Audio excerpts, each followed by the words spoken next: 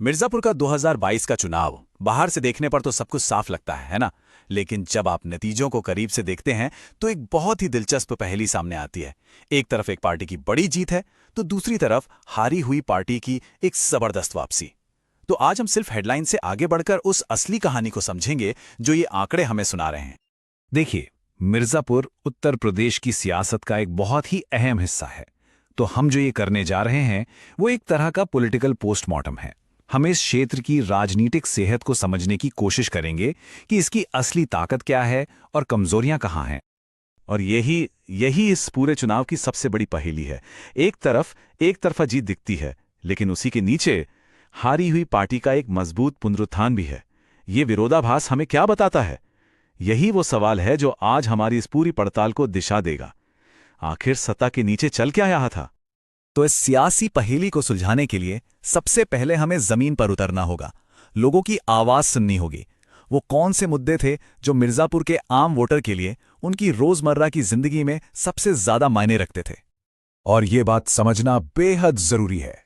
लोगों के वोट देने के फैसले पर किसी नेता या नारे से कहीं ज्यादा असर दो चीजों का था: महंगाई और बेरोजगारी का दबाव। ये वो असल मुद्दे थे जो लोगों की जिंदगी को सीधे तौर पर छू रहे थे। और जब बात जेब पर आती है तो उसकी आवाज वोट में जरूर बदलती है। ये चार्ट देखिए, ये उसी आवाज को साफ साफ दिखाता है।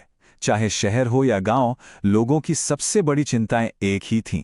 लिस्ट में सबसे ऊपर है महंगाई और ठीक उसके पीछे है बेकारी का डर। ये आंकड़े हमें बताते हैं कि जमीन पर लोगों की असली प्राथमिकताएं क्या थीं।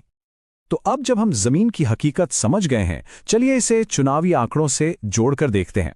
अब हम 2022 के नतीजों की परतें खोलेंगे ताकि पूरी तस्वीर हमारे सामने साफ हो सके। सबसे पहले मैदान का साइज देखिए। मिर्जापुर में 4 लाख से कुछ ज्यादा वोटर थे। ये वो पैमाना है जिस पर यह पूरी चुनावी लड़ाई लड़ी गई। लेकिन इनमें से वोट डालने के लिए सिर्फ 55% लोग ही बाहर आए। इसका सीधा मतलब है कि लगभग 45% यानी करीब करीब आधे मतदाता खामोश रहे। ये चुप्पी भी अपने आप में एक कहानी कहती है और नतीजों पर इसका बहुत गहरा असर पड़ता है।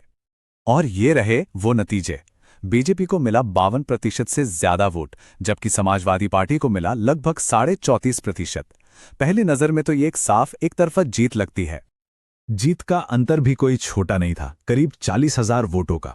तो ये तो एक बहुत ही आरामदायक जीत लगती है ना? लेकिन रुकिए, असली कहानी तो अब शुरू होती है। और यही वो पॉइंट है जहां से कहानी दिलचस्प हो जाती है। असली खबर जीत के मार्जिन में नहीं है। असली खबर छिपी है समाजवादी पार्टी के वोट शेयर में हुई 11.6% की जबरदस्त बढ़ोतरी में। ये वो ट्रेंड है जिसे हमें समझना होगा। इस ट्रेंड को, इस वापसी को समझने के लिए हमें थोड़ा सा वक्त में पीछे जाना होगा, क्योंकि 2022 का नतीजा कोई एक दिन की घटना नहीं है। ये तो पिछले 20 सालों से चल रही एक लंबी राजनीतिक कहानी का नया अध्याय है। जरा इस टाइमलाइन पर नजर डालिए। 2002 से 2012 तक सपा यहां एक मजबूत ताकत थी, लेकिन 2017 में उनका वोट बुरी तरह बिखर गया। और फिर देखिए, 2022 में उन्होंने लगभग अपने पुराने शिखर के स्तर पर वापसी कर ली। ये दिखाता है कि जमीन पर हवा कितनी तेजी से बदल सकती है। तो सवाल उठता है कि 2017 में ऐसा क्या हुआ था? जवाब है एक त्रिकोणीय मुकाबला। मतलब जब सत्ताधारी पार्टी के खिलाफ पड़ने वाला वोट दो बड़ी विपक्षी पार्टियों में बढ़ जाए तो इसका सीधा फायदा सत्ताधारी पार्टी को मिलता है। और यही था 2022 का सबसे बड़ा गेम चेंजर। बसपा का वोट शेयर जो 2017 में 22% से ज्यादा था, वो गिरकर सिर्फ 8.5% रह गया। ये जो करीब 13.5% वोटों का शिफ्ट हुआ, इसका एक बहुत बड़ा हिस्सा सीधे सीधे सपा की तरफ गया और यही उनकी वापसी की सबसे बड़ी वजह बना। ये टेबल हमें पूरे राजनीतिक रणक्षेत्र का एक नक्शा देती है। हर पार्टी की अपनी कुछ ताकतें होती हैं, कुछ कमजोरियां। उनके सामने कुछ मौके होते हैं और कुछ खतरे। असल में राजनीति इन्हीं 4 चीजों के बीच सही संतुलन बनाने का ही तो नाम है। तो इस पूरे विश्लेषण से हम क्या सीखते हैं? ये सिर्फ हार और जीत की कहानी नहीं है। ये हमें एक ब्लूप्रिंट देता है, एक खाका देता है कि किसी भी वोटर के साथ एक मजबूत रिश्ता बनाने के लिए क्या जरूरी है। चलिए इसे जुड़ाव के 4 स्तंभों के तौर पर समझते हैं, जो किसी भी नेता या पार्टी के लिए काम आ सकता है। हम इसे एक संपूर्ण नेतृत्व का मॉडल भी कह सकते हैं। इसमें 4 सबसे जरूरी पहलू हैं जो किसी भी लीडर को अपने लोगों के साथ एक गहरा और भरोसे का रिश्ता बनाने में मदद करते हैं।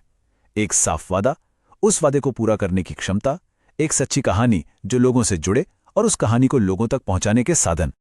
पहला स्तंभ है चुनावी चेहरा, यानी आपका वादा। ये सिर्फ बड़े बड़े नारों की बात नहीं है, ये लोगों की असली समस्याओं को समझने के बारे में है।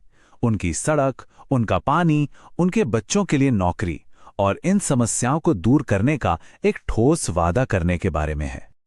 दूसरा स्तंभ है संगठनात्मक चेहरा, यानी डिलीवरी। देखिए, वादे तो कोई भी कर सकता है, लेकिन उन्हें जमीन पर उतारने के लिए एक मजबूत संगठन चाहिए। एक ऐसा सिस्टम जो हर गांव, हर मोहल्ले तक पहुंच सके, लोगों की बात सुन सके और उस पर काम कर सके। तीसरा स्तंभ है कथात्मक चेहरा, यानी आपकी कहानी। एक ऐसा नैरेटिव, एक ऐसी कहानी जो लोगों के दिल को छुए, जो उनकी जिंदगी की सच्चाई से मेल खाए। ये कहानी भरोसे और विकास की होनी चाहिए, जो अफवाहों और गलत सूचना का जवाब तथ्यों के साथ दे। और यहां हमें याद रखना चाहिए कि एक जिम्मेदार सार्वजनिक संवाद हमारे लोकतंत्र की नींव है।